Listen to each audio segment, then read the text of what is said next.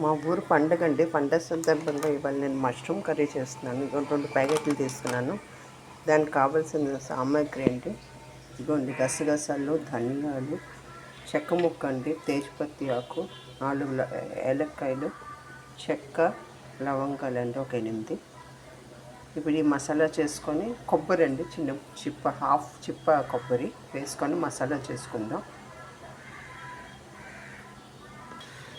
ఒక ప్యాన్ పెట్టుకోనండి, ఉల్లిపాయలు, 2 పచ్చిమిరపకాయలు వేసుకుంటామండి.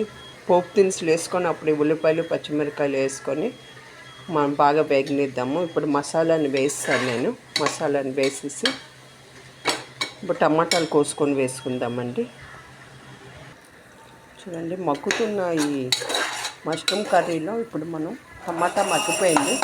మనం సాల్ట్ వేసుకుందాం. పసుపు ముందర వేసుకున్నాం. కొత్తిమీర కరివేపాకు కూడా వేసుకుందామండి. చూడండి, టేస్ట్ సరిపడే సాల్ట్ వేసుకొని బాగా మిక్స్ చేసుకొని ఇప్పుడు మనం ఈ 4 ముక్కల కింద కోసుకున్నామండి మష్రూమ్స్ని. అది కూడా వేసి బాగా తిప్పుకుందాం. కొంచెం జీడిపప్పు కూడా తీసుకొని ఇలా చూసుకోండి, గ్రైండ్ కొట్టాను, బాగా పౌడర్ చేసేసి వాటర్ కొంచెం వేసాను. ఇప్పుడు ఈ చూసారండి, మగ్గుతుంది మష్రూము. ఇప్పుడు ఇందులో ఈ జీడిపప్పు మిశ్రమం వేద్దాం. ముందర కొబ్బరి కూడా వేసుకున్నాం. దీనివల్ల ఈ జీడిపప్పు కొబ్బరి వల్ల ఈ కూరకు మంచి టేస్ట్ వస్తుందండి. చూస్తున్నారా? దాంతో లాంగ్ రైస్ ఇది చేస్తున్నాను, ఫ్రైడ్ రైస్. ఇప్పుడు ఈ మష్రూమ్ కర్రీతో కాంబినేషను లాంగ్ రైస్, దావత్ రైస్తో చేసండి ఫ్రైడ్ రైస్. అయిపోయింది, చూస్తున్నారా? పువ్వులాగా వచ్చింది లాంగ్. ఇప్పుడు కొంచెం గీ వేస్తామండి. గీ వేసుకొని లాగా స్మెల్ బయటికి రాకుండా మూత పెట్టేసుకుంటాం. చూసారండి, మన మష్రూమ్ కుర్మా రెడీ అయిపోయింది.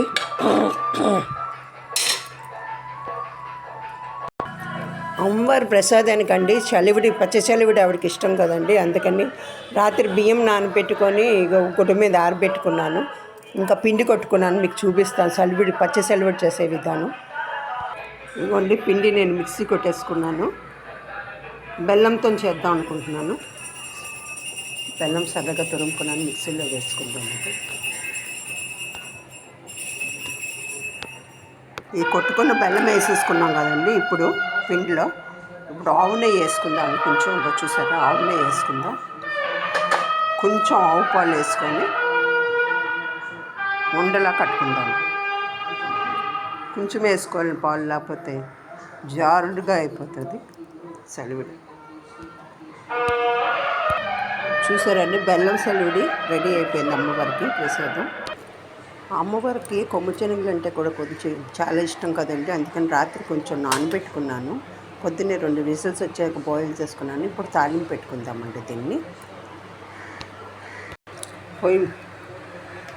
పొయ్యి మీద ప్యాన్ పెట్టుకొని అండి, చిన్నది పోపులది గిన్నె పెట్టుకొని అందులో కొంచెం ఆవాలు, కొంచెం ఆయిల్ వేసుకొని ఆవాలు, జీలకర్ర అండి, కొంచెం మినపప్పు, ఒక ఎండుమిరపకాయ, కొంచెం కరివేపాకు, ఇంగువ వేసుకొని పోపు పెట్టుకున్నామండి.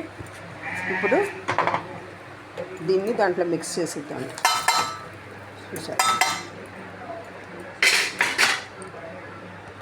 ఇప్పుడు అమ్మవారి నైవేద్యానికి ఆవిడకి పెరుగన్నం చాలా ఇష్టం కదండి అమ్మకి.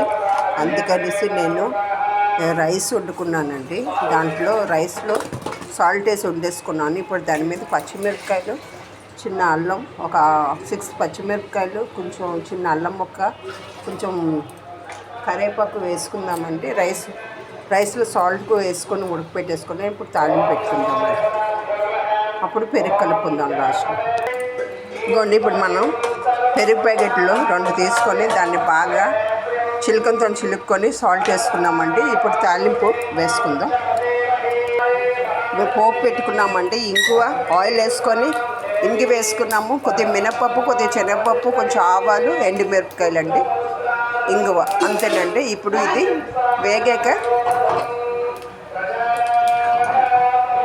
ఈ పెరుగు మిశ్రమంలో దీన్ని మిక్స్ చేసేసి బాగా మిక్స్ చేసుకొని రైస్లో మిక్స్ చేసి మనం ఇప్పుడు ఈ రైస్ మిశ్రమంలో అండి ఈ పెరుగును వేసేసుకొని బాగా మిక్స్ చేసేసుకుందామండి.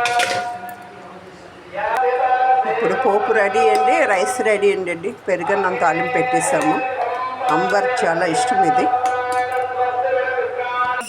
ఇదొక ప్రసాదం అండి. వడపప్పు పెసరపప్పు నేను రాత్రి నానబెట్టుకున్నాను, బాగా కడిగేసి దాంట్లో బెల్లం ముక్క వేస్తాను. ఇది అమ్మవారికి ఇది కూడా నైవేద్యంగా పెడితే చాలా మంచిదండి. నేను ఇవన్నీ టెంపుల్లో ఇస్తాను.